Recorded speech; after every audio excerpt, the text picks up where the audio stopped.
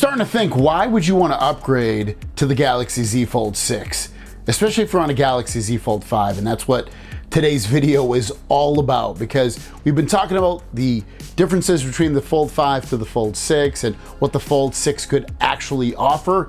And I can honestly think of only, I mean, you could, okay, if you really break it down, there's a few, but really I think there's only gonna be one major reason to upgrade to the Fold 6, and it's not even written in stone, and it might not even be true, but it's only one thing I can truly think of why you would really want to upgrade. So let's go through this. I've created this chart again showing off the specs of the Galaxy Z Fold 6, and I want to run through them. First of all, one of the bigger changes about this is the displays, 7.6, 6.2.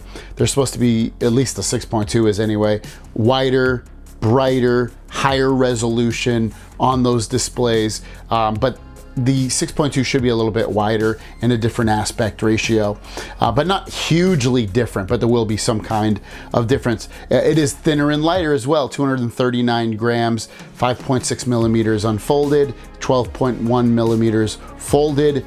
That obviously, those first two things, the displays and the weight and the size, are probably, again, this isn't my answer, but probably the main some of the physical main reasons to upgrade. But let's be honest, does it bother you that much that you have the skinny outside display? I don't like it, but would it be enough for me as a consumer to want to spend a lot more money to do that? Probably not. Or if I didn't have it yet, would I just grab the Fold 5 over the Fold 6? I'd probably still grab the Fold 5 if I could get it for a better price.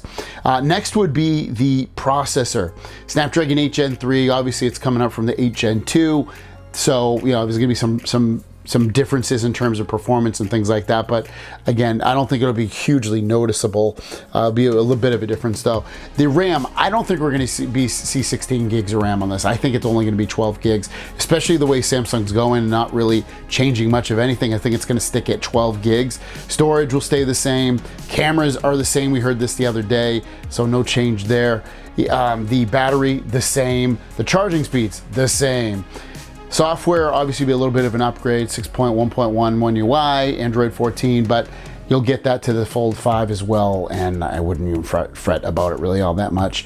The hinge will be refined for smoother folding, less visible crease most likely, but we don't know that for sure, so take that with a grain of salt, but you would pretty much expect it. I've kind of done it every single year, and I expect a little bit of the same.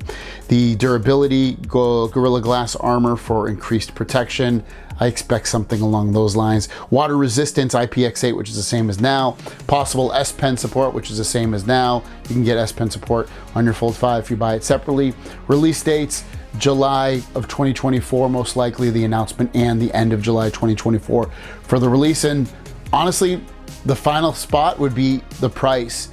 After thinking about this and running through the specs and not seeing a huge total difference in there potentially being a Fold Ultra coming out this year, I expect that the price is gonna be the huge drop that we're expecting, and I expect this to come out at $14.99 for the base price of $256. I think for the 512 and the 1 terabyte, obviously the price will go up, and they'll probably give you a free storage upgrade anyway, so you'll probably be able to get the 512 for $499. But when I just look at this is basically the same phone for the most part, a couple of things upgraded, but for the most part, it's the same phone we've gotten the last few years. And you gotta have imagined that they found some way to reduce the price on this to sell more of these, and it might not blow you away spec to spec year over year, but the price being $1,500 for a brand new folding phone, and then you factor in the trade-in values and things like that.